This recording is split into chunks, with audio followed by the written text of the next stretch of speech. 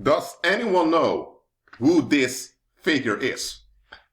Or I should say a creep, because this is the chief creep of all times. Does anyone know who he is? Well, I'm going to spoil it for you. This is Satan. This is how he looked like in his original state. A man with gold hair, a gold mustache, a gold beard, gold locks, fierce, intense blue eyes, a light skin tone, 4 wings, and there's lightning, thunder, and intense light coming from him. This figure was the chief king in the heavens. God himself is the man. Besides God, he was the head over all the kingdoms in the universe.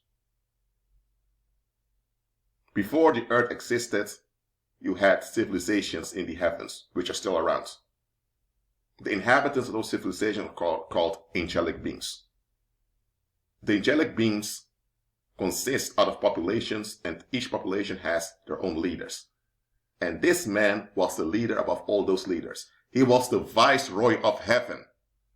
The Most High entrusted the universe onto this figure. And he turned on God. We know how that turned out for him. This is what you need to understand, believers. We have a visual mind. Our mind will understand and process things better if we have an image with it. That's why in the world they use false imagery to trick you into deception. That's why when they talk about Satan, they don't show you how he really looks like. They give you this weird image of some weird creature with horns, with feet like a cow, and all of that, and a pitchfork. That's to confuse you. This is how he looked like.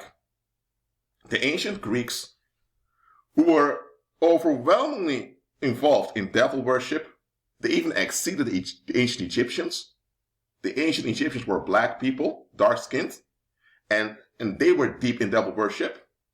That's why when Moses appeared, the Egyptians didn't want to comply, even when it was at their expense. Well, soon after that, the Greeks, who were, as you could say, white people, they took over. They dominated Europe and even dominated the world's economy. And they were sacrificing babies, young children, and even other white people like crazy. So this figure over here, over time, felt at home with the ancient Greeks. And the ancient Greeks even built a house for him. Remember, this guy became homeless after he was banned from the heavens. He became a homeless creep. That's what he became. And the ancient Greeks welcomed him. They praised him. He was their hero. And they built a house for him where he eventually lived. Yes, Satan had an address where he lived on the earth, and in ancient times you could visit him. Of course, you wouldn't be allowed to come too close if you did not have a good reason to be there. But if you had a good reason, whether related to sacrifices or you wanted to go into a deal, you could visit him. You realize how creepy that is? That you have a population of human beings who sold their own out, who endangered their own, murdered many of their own children to praise this fallen angel. Well, actually, fallen angel is a bad term. He was the viceroy of heaven. This banned, expelled viceroy, whom God himself did not want to be involved with, those ancient Greeks welcomed him, even gave him a place to stay. Come on now. Well, it happened. And this creep, here they called him Zeus. The Romans. Rome was a Greek colony, called him Jupiter or Jupiter. He also had Nephilim children. Quite a lot of them. And this is how it went. that Satan, would drink male blood of human beings a lot, and he could materialize in a metaphysical state. And in this metaphysical state, he was able to function as if he was a natural human male. So he could also affect women sexually. And the wombs of women would be tricked into developing a fetus when his fake semen was ejaculated into them. And it worked. Many of those witches who slept with him became pregnant. His firstborn was a disappointment because it was a girl, and Satan hates females. He's disgusted by women. Before Satan got involved with human women, other fallen princes or kings that fell kings that abandoned their loyalty to Christ, they did it. They vampirized human males, and that's how you got the Nephilim on the earth during the time of Noah. Satan wanted to have his own Nephilim offspring, and, well, he worked hard. Even though he hates females, he realized he had to be involved with a female or else it wouldn't work.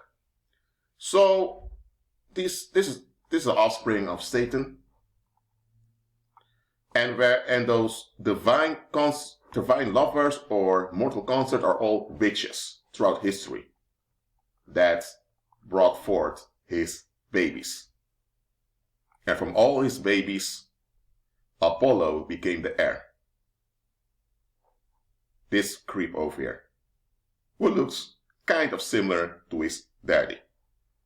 And Jezebel, whose real name was Aphrodite, Satan's firstborn, she's the most beautiful of all female Nephilim, but she is hated and abandoned by her daddy, and Satan hates all his other daughters with the same equal hatred.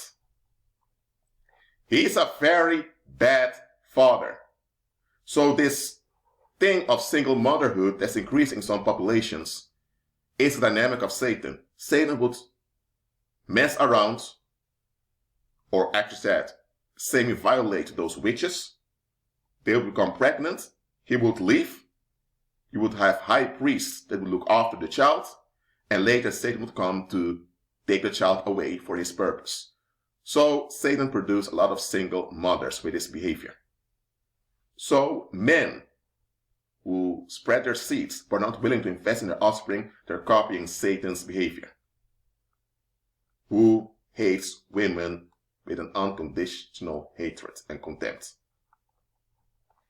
So, why am I showing you this?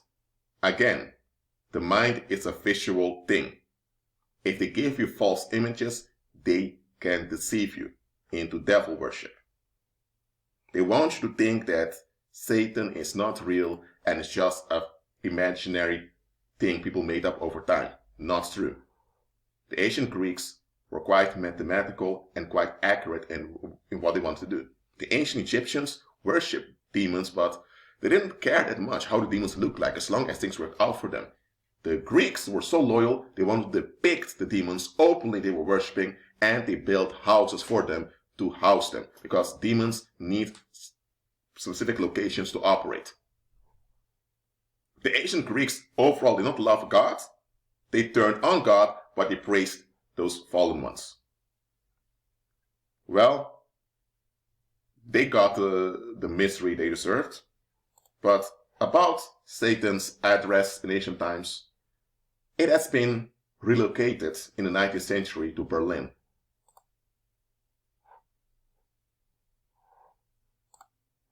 You can visit it, I believe today, still, in a museum in Berlin. Satan's dwelling place. In ancient times, in Greece, he would be walking around here. You would have a lot of demonic spirits around also. You would have many Nephilim walking around. You would have many skeletons of babies around that were sacrificed. That was the quote-unquote golden age where Satan was at ease on the earth, because most of the people on the earth didn't know any better.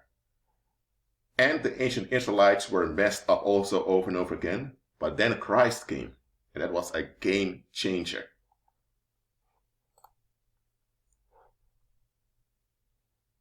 So understand, believers, this creep over here is our enemy. He wants all the sexual energy and sexual investment of all men everywhere. He's the chief sodomite. He wants to enter men financially, economically, mentally, emotionally, and also sexually. He wants to mass rape the male population because he doesn't want to consider females at all. He only considers females out of necessity. And for thousands of years, the human population has been tolerating this creep over here. Since the birth of Apollo, he took a step back, and now it's his Nephilim son Apollo that's governing the world as the beast. I've spoken about him often before. Just know that this guy doesn't look this glorious anymore. No. He has become a sick old man. That's why in the book of Revelation it's called the old serpent or ancient serpent. Why is he referred to as old? Why? Because that is what he has become. This is an artist's impression of Zeus, aka Satan. This is how he kind of looks like today. An angry old man who feels sorry for himself, and he demands all men, all human males, to share in his pity party at our own expense. That is his dream. That's how he wants to become God. That's why you have war. That's why you have organized crime. It's all to traumatize the male population so that demons who all follow this creep here can have a hold on the male population. It's all about draining masculine energy so that we won't be able to invest masculine energy to do God's will. That's it, believers. I just showed you who our enemy is. Just realize, believers, that not all heavenly kings became corrupt. There are many kings in the heavens that remained loyal to Christ. One of them is Michael. In English, he's transliterated as Michael. Now, these images over here are, how would I say, are tainted by Roman Catholicism. So this one over here, I'm not going to say this is Michael because this one, it looks a bit effeminate, so I'm not going with that. Anyway, Michael is one of the kings in the heavens, one of the heavenly leaders that stood up against Satan's madness, and he became the leader, the righteous he became the leader of the righteous resistance against Satan in the heavens. And he kind of replaced Satan as the viceroy. And Michael will be the one assisting Judeans and true believers during the Great Tribulation. Raphael, Gabriel, those are all other heavenly kings that are still loyal to Christ. So, remember that Satan is a loser.